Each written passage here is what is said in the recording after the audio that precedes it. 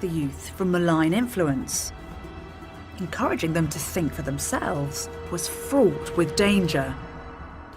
Yet Socrates sought them out, close to the most public place in the city, the Agora.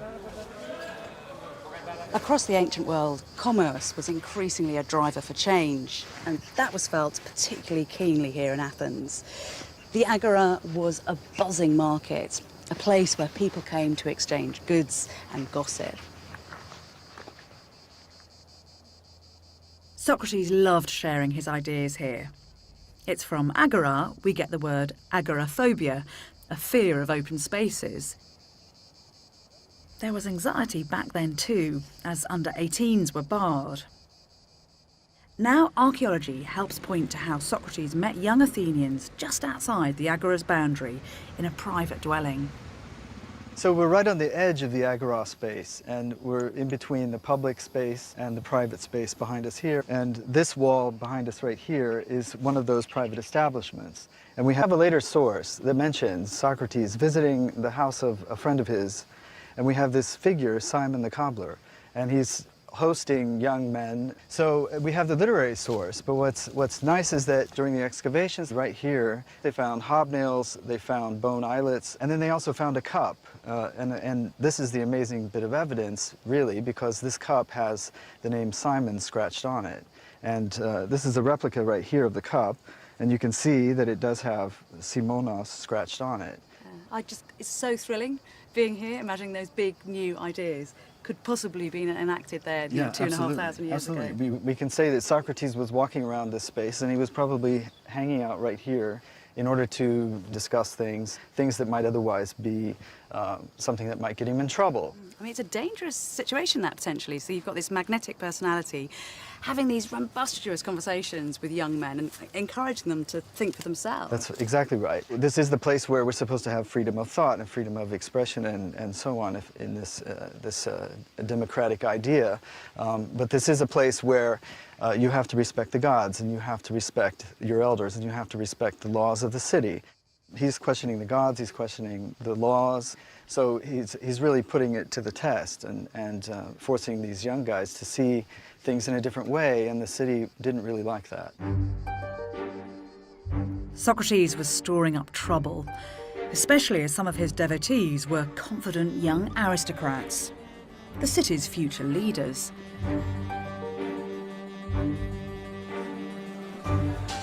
Most notable was Alcibiades. Well-born, wealthy, and an Olympic champion, this sexually promiscuous hellraiser entranced and scandalised Athens for decades.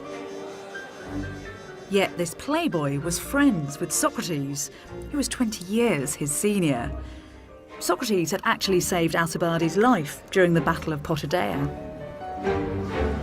Plato's Symposium describes an infamous exchange that took place between them during a heady, aristocratic drinking party. A drunken Alcibiades, we're told, crashes the discussion, which turns to the question of beauty. In Greek culture, Alcibiades' body beautiful would typically have been regarded as a sign of his moral beauty too. But it appears Alcibiades bought into Socrates' alternative concept of real beauty. Socrates, he says, might be ugly on the outside, but he has an inner beauty that by far outshines any physical beauty, and that he, Alcibiades, loves Socrates because he is the wisest man and therefore the most beautiful.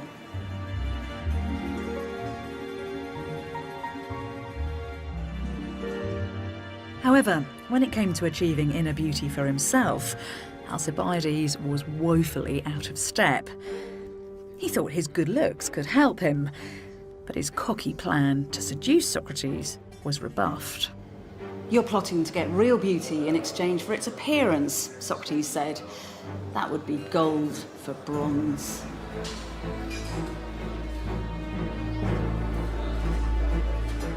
For Socrates, the talents of young aristocrats were worthless without the wisdom to use them properly. By debating with them, he was pushing the patience of Athens. Yet Socrates didn't compromise his principles, as demonstrated in the story of the Oracle of Delphi. We're told that a friend of Socrates called Chaerephon, a rather impetuous individual from all accounts, came on pilgrimage here to this sacred site. Delphi had been a place of religious devotion for 2,000 years. Chaerephon, in time-honoured fashion, climbed the sacred way to ask a question of the god Apollo, who spoke through a priestess.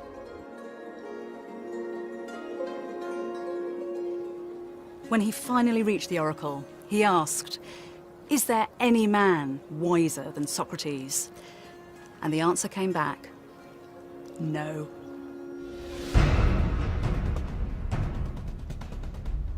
Chaerephon took the message to Socrates, who in typical manner questioned the oracle's words.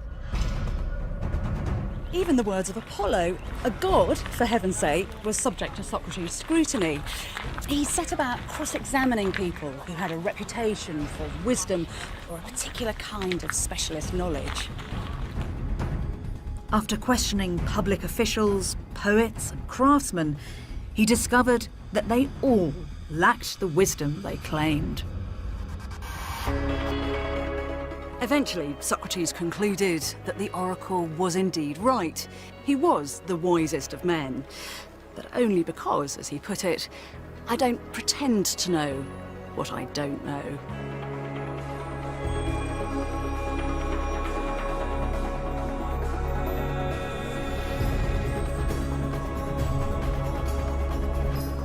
Socrates was wiser because he acknowledged the limits of his own understanding. By publicly exposing the false pretensions and ignorance of those who did claim to know the truth, he was bound to make enemies. But there was something else about Socrates that was even more unsettling. He claimed to have his own daimonion, or guiding spirit, a kind of hotline of communication to the supernatural world.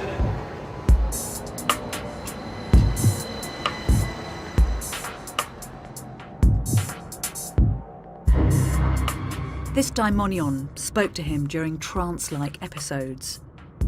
It warned him from making wrong decisions. On one occasion, it advised against entering public politics.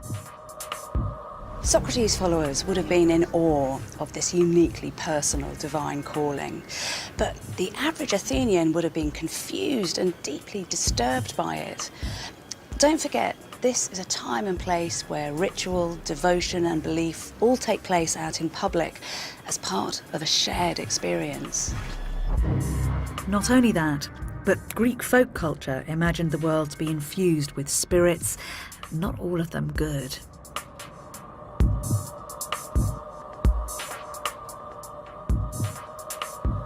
Socrates' unorthodox private spirituality could easily be confused with a darker, more troubling kind of magic. Some muttered that he was a sorcerer. In this super-religious culture, the philosopher was laying himself open to scandal. False rumours and innuendo would culminate on a very public stage, fostering the kind of misinformation that would ultimately spell disaster for Socrates.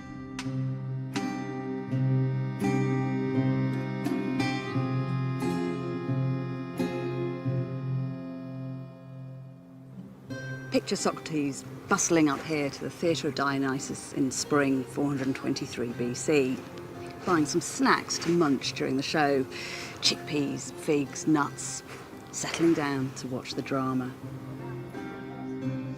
He's here to watch a new comedy called Clouds by the young buck of Athenian theatre, Aristophanes, only 22 and eager to make his mark.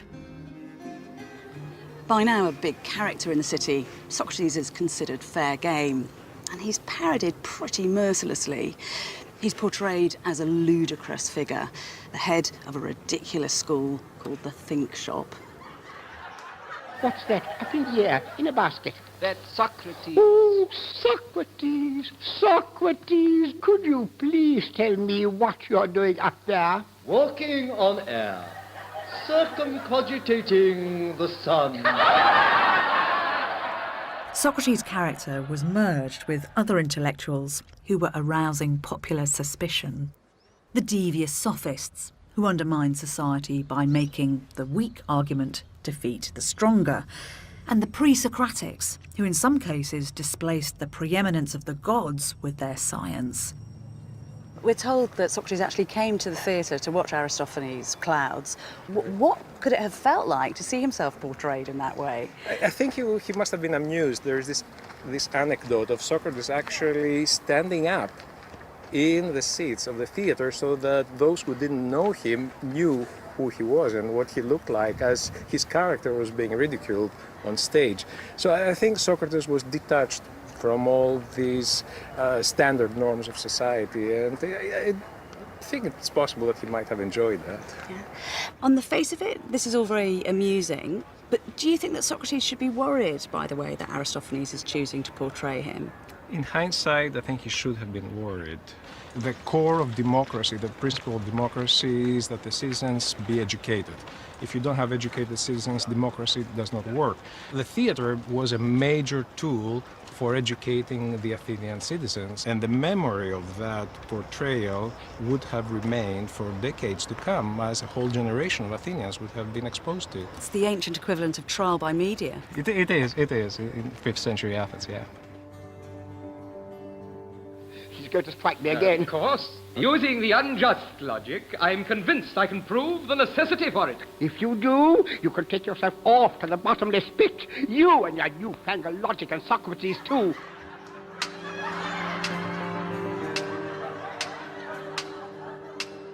But the cracks appearing in Socrates' reputation were nothing compared to what was happening to Athens itself.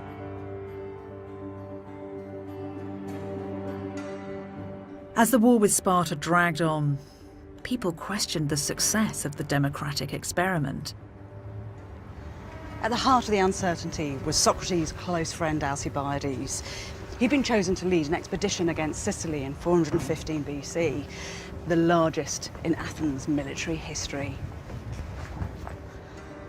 But one night before they set sail, someone stalked through Athens' streets, mutilating statues of the protector god Hermes. The rumour spread that Alcibiades and his aristocratic friends were the Vandals, part of a plot to bring down democracy. Back in Athens, rumour escalated to outrage, and Alcibiades was ordered home to face trial on charges of sacrilege. But then, en route, he vanished, and where he reappeared shocked everyone. He turned up a traitor in the bosom of Athens' greatest enemy, Sparta.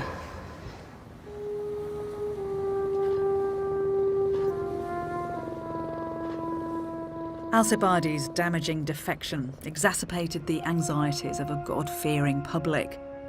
They needed a scapegoat, and Socrates was tainted by association. But he seems unconcerned, doggedly pursuing the knowledge of right from wrong above all else. So when the philosopher unexpectedly entered public life in his 60s, he was on a collision course with Athens.